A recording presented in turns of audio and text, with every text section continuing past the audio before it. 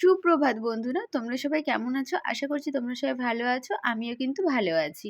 আমার নতুন একটি ভিডিওর সাথে জানাই তোমাদের অনেক, অনেক ভালোবাসা ও ওয়েলকাম।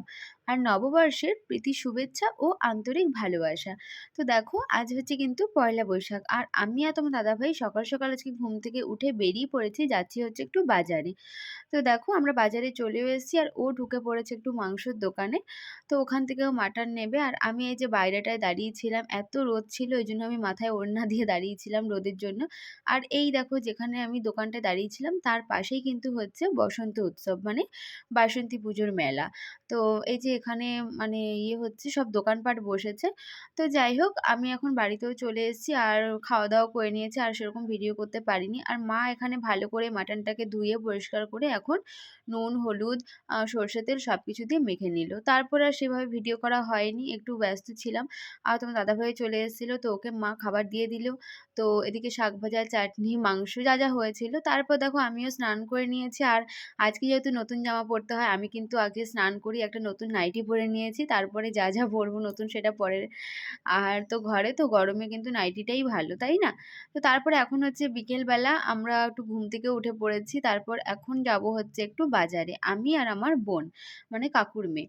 তো আমাদের একটু দরকার ছিল আ তো টুকিটাকি কেনার। তো দেখো আমরা চলে এসেছি।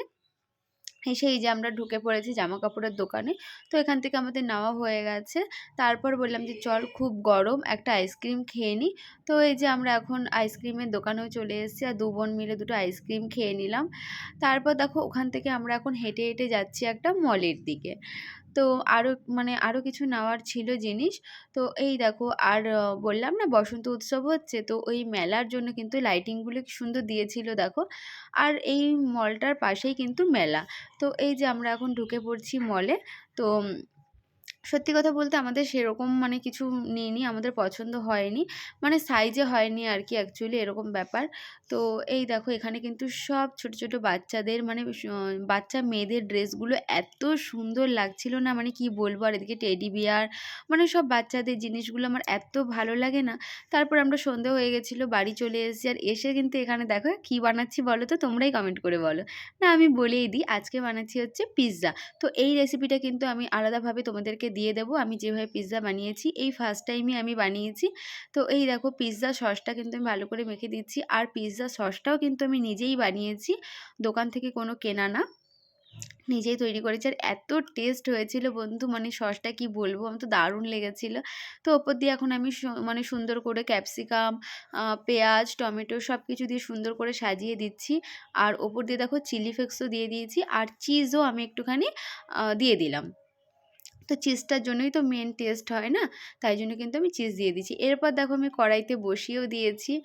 আর হয়েও গেছে অলরেডি দেখো দেখতে কেমন হয়েছে আমার তো দেখে এখনও লোভ লাগছে।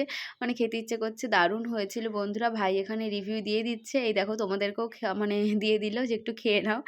তো আমি কিন্তু এই ভিডিওটা আলাদা করে দিয়ে দেবো। তোমার দাদাভাইও চলে এসেছে ওকেও দিয়ে দিলাম। তো আজকের ভিডিওটি কেমন লেগেছে প্লিজ কিন্তু কমেন্ট করে জানিও। দেখা হচ্ছে পরের ভিডিও। সবাই ভালো থেকো। টাটা।